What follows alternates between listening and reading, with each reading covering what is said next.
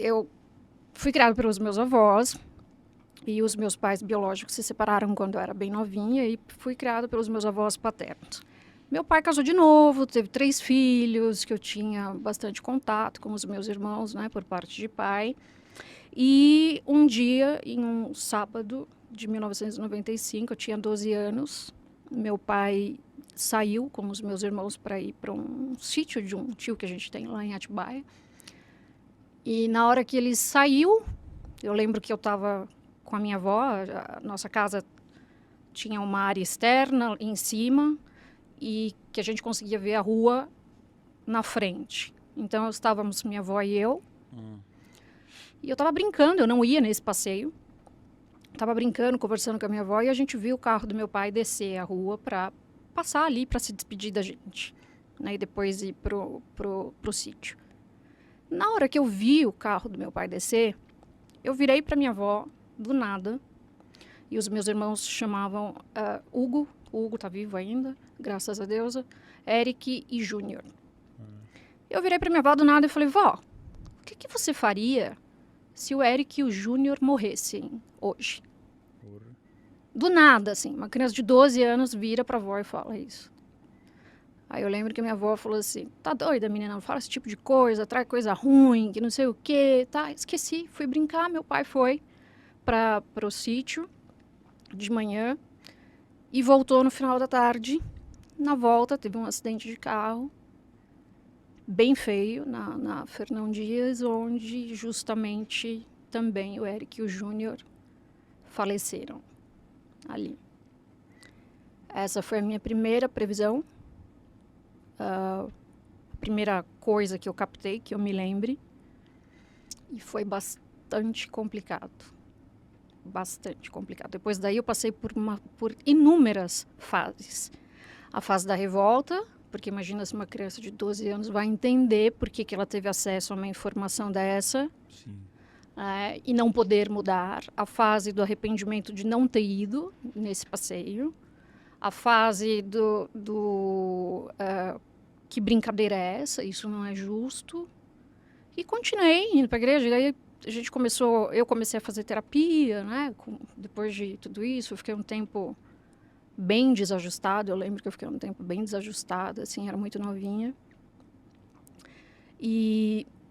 Mas na igreja, a minha avó direcionava que a gente procurasse ali um consolo e etc. Mas mesmo com essa narrativa, eu passei por uma fase, até os 15 anos, muito revoltada.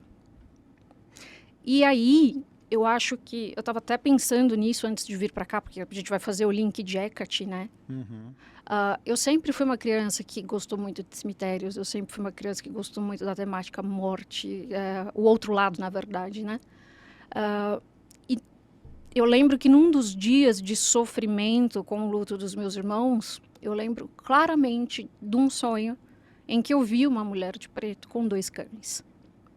E esqueci. Isso. Depois nunca mais sonhei. E esqueci. E nas grandes perdas, eu vou chegar aí, né, que tiveram na minha vida, até 2014, eu sonhei com essa mesma mulher que eu já sei que é Hecate, né?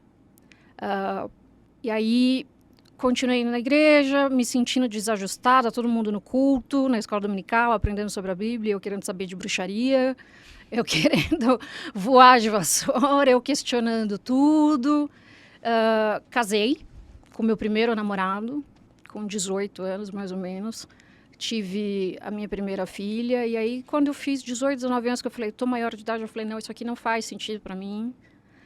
Não quero, eu estou buscando outro tipo de coisa, eu quero descobrir o que tem lá fora, eu quero descobrir mais sobre a espiritualidade, isso aqui não faz sentido nenhum para mim.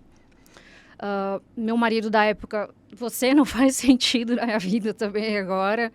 E aí foi uma ruptura muito complexa, porque eu tive que enfrentar a minha família, eu tive que, com 18, 19 anos e 2 filhos pequenos, né? Já tinha 2. Tinha uma filha de 3, de 4 e um de 2. Isso com 22 anos, mais ou menos, no divórcio, tá?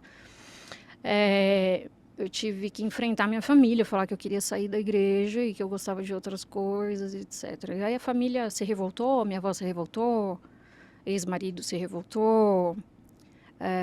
Disseram que eu ia passar fome, etc. E aí eu enfrentei tudo e fui fazer o que eu queria, que era estudar a espiritualidade, as outras coisas relacionadas à espiritualidade, de uma forma mais ampla.